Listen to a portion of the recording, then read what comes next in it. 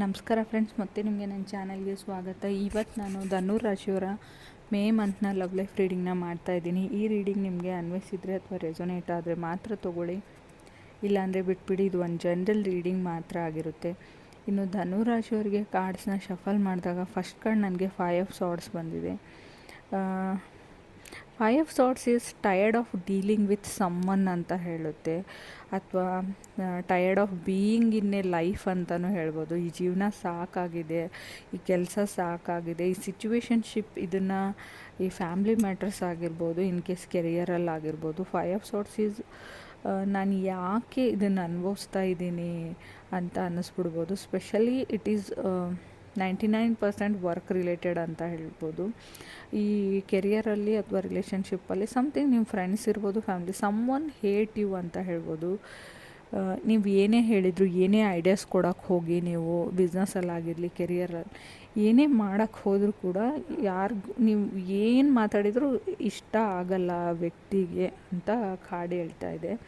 ಆ ಥರ ವ್ಯಕ್ತಿ ಯಾರಿರ್ಬೋದು ಅಂತ ನಿಮಗೆ ಗೊತ್ತಿರುತ್ತೆ. ಸೆಕೆಂಡ್ ಕಾರ್ಡ್ ಡೆತ್ ಕಾರ್ಡ್ ಬಂದಿದೆ. ಟ್ರೈಯಿಂಗ್ ಟು ಎಂಡ್ ದಿಸ್, ಇದನ್ನು ಎಂಡ್ ಮಾಡಬೇಕು, ಆ ವ್ಯಕ್ತಿಯಿಂದ ದೂರ ಹೋಗಬೇಕು, ಆ ಸಿಚುವೇಶನ್ನಿಂದ ದೂರ ಹೋಗಬೇಕು. ಮೇ ಬಿ ನೀವು ಜಾಬ್ ಚೇಂಜ್ ಮಾಡ್ಬೋದು ಅಥವಾ ಮನೆ ಚೇಂಜ್ ಮಾಡ್ಬೋದು. ಇದು ಓನರ್ ಕಿರಿಕಿರಿನೂ ಆಗಿರ್ಬೋದು. ಇಟ್ ಮೈಟ್ ಬಿ ಎನಿ ಒಬ್ಬ ವ್ಯಕ್ತಿ ನಿಮ್ಮನ್ನು ಕಂಡ್ರೆ ಆಗಲ್ಲ ಅಂತ ಹೇಳ್ಬೋದು. Death card is transformation card. Changing home, changing office, changing business ಪ್ಲೇಸ್ನ ರೀಪ್ರೆಸೆಂಟ್ ಮಾಡುತ್ತೆ. ಥರ್ಡ್ ನನಗೆ 6 ಆಫ್ ವಾಂಡ್ಸ್ ಬಂದಿದೆ. ಆರ್ಗ್ಯೂವಿಂಗ್ ಹಿಯರ್ ಅಂತ ಹೇಳ್ತೀನಿ, argument with one. But third ನನಗೆ 6 ಆಫ್ ಕಪ್ಸ್ ಇರೋದ್ರಿಂದ ಫೋರ್ತ್ ನೀವೇ ವಿನ್ ಆಗ್ತೀರಾ ಅಂತ ಹೇಳ್ಬೋದು. You want to teach a lesson ಅಂತ ಹೇಳ್ತೀವಿ, ಯಾರಿಗೂ ನಿಮಗೆ ಪಾಠ ಕಲಿಸ್ಬೇಕು ಅಂತ ತುಂಬ ಇದೆ. ಫಿಫ್ತ್ ನನಗೆ ಪೇಜ್ ಆಫ್ ಪೆಂಟಿಕಲ್ಸ್ ಬಂದಿದೆ. ಖಂಡಿತವಾಗ್ಲೂ ಯಾರು ನಿಮ್ಮ ಜೊತೆ ಆರ್ಗ್ಯುಮೆಂಟ್ ಮಾಡಿ ಜಗಳ ಆಡಿದ್ದಾರೆ ಆ ವ್ಯಕ್ತಿ ನಿಮಗೆ ಅಪಾಲಜಿ ಕೇಳ್ತಾರೆ, ಸಾರಿ ಕೇಳ್ತಾರೆ ಅಂತಲೂ ಕಾರ್ಡ್ ಹೇಳ್ತಾ ಇದೆ. ಸಿಕ್ಸ್ತ್ ಕಾರ್ಡ್ 7 ಆಫ್ ಕಪ್ಸ್ ಬಂದಿದೆ. ಬ್ರೈಟ್ ಬಿಗಿನಿಂಗ್ ಅಂತ ಹೇಳ್ತೀನಿ. ಮಲ್ಟಿಪಲ್ ಆಫರ್ಸ್ ಬರೋವಂಥ ಚಾನ್ಸಸ್ ಇದೆ. ಓವರ್ವೆಲ್ಮ್ಡ್ ಸಿಚುವೇಶನ್ ಆಗ್ಬೋದು, ನಿಮಗೆ ಕಣ್ಣಲ್ಲಿ ನೀರು ಬರ್ಬೋದು. ಏನು ಹೇಳ್ತೀವಿ, ಆನಂದ ಬಾಷ್ಪ ಅಂತ. You will see surge of success ಅಂತ ಹೇಳ್ತೀವಿ. Because 7th house lord 10th ಹೌಸಲ್ಲಿ ಇದ್ದಾಗ, ಸೊ ಏನು ಟ್ರೈ ಮಾಡ್ತಾ ಇದ್ದೀರಾ ನೀವು, ಕೆಲವ್ರಿಗೆ ಮಾತ್ರ ಅನ್ವಯಿಸುತ್ತೆ ಅಂತ ಹೇಳ್ತೀನಿ. Keep trying. ನೀವು ತುಂಬ ದಿನಗಳಿಂದ ಏನನ್ನೋ ಟ್ರೈ ಮಾಡ್ತಾ ಇದ್ದೀರಾ, ಅದರಲ್ಲಿ ಸಕ್ಸಸ್ ಅಂತ ನಾನು ಹೇಳ್ತೀನಿ. 7th ಕಾರ್ಡ್ 3 ಆಫ್ ಸಾರ್ಡ್ಸ್ ಇದೆ. One is stuck. ಕೆಲವರು ಸ್ಟಕ್ ಎನರ್ಜಿಯಲ್ಲಿ ಇದ್ದೀರಾ. ಕೆನಾಟ್ ಲೆಟ್ ಗೋ ದೆಮ್ ಅಂತ ಹೇಳ್ಬೋದು. ಯಾರನ್ನೋ ಬಿಡೋಕ್ಕೆ ನೀವು ರೆಡಿ ಇಲ್ಲ, ಅವ್ರದ್ದೇ ನೆನಪು.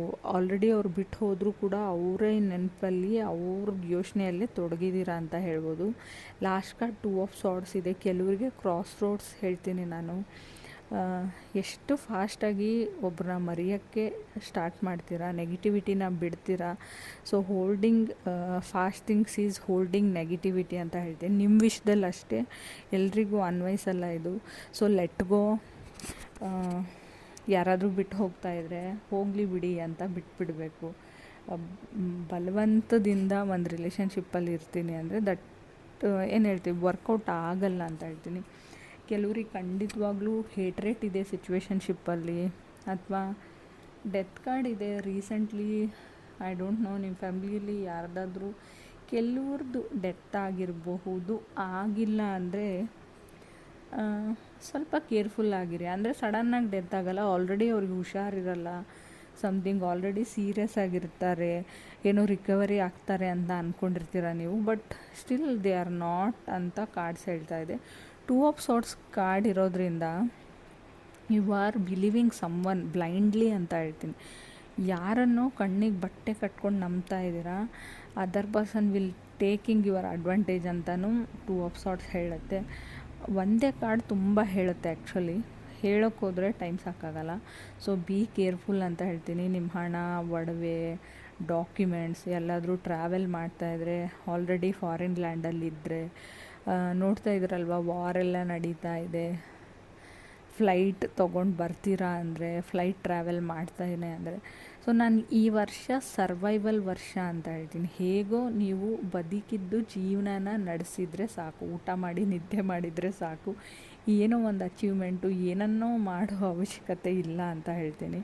ಅದು ಎಲ್ಲನೂ ನೆಕ್ಸ್ಟ್ ಇಯರ್ಗೆ ಇಟ್ಕೊಳ್ಳಿ ಅಂತ ಹೇಳ್ತೀನಿ. ಸರ್ವೈವಲ್ ಇಯರ್ ಅಂತ ಯಾಕೆ ಹೇಳ್ತಾ ಇದ್ದೀನಿ ಅಂದರೆ, ಮುಂದಿನ ದಿನಗಳು ಸ್ವಲ್ಪ ಕಷ್ಟದಾಯಕವಾಗಬಹುದು. ಶೇರ್ ಮಾರ್ಕೆಟ್ ಮತ್ತು ಎನಿಥಿಂಗ್ ಬಿಸ್ನೆಸ್ ಮಾಡೋರಿಗೂ ಅನ್ವಯಿಸುತ್ತೆ ಇದು, ಕೆಲವೊಂದು ಬಿಸ್ನೆಸ್ಗೆ. ಸೊ ಬಿ ಪ್ರಿಪೇರ್ಡ್ ಅಂತ ಹೇಳ್ತೀನಿ ನಾನು. ಅದರಿಂದ ರಿಲೇಷನ್ಶಿಪ್ಗೂ ಎಫೆಕ್ಟ್ ಆಗ್ಬೋದು.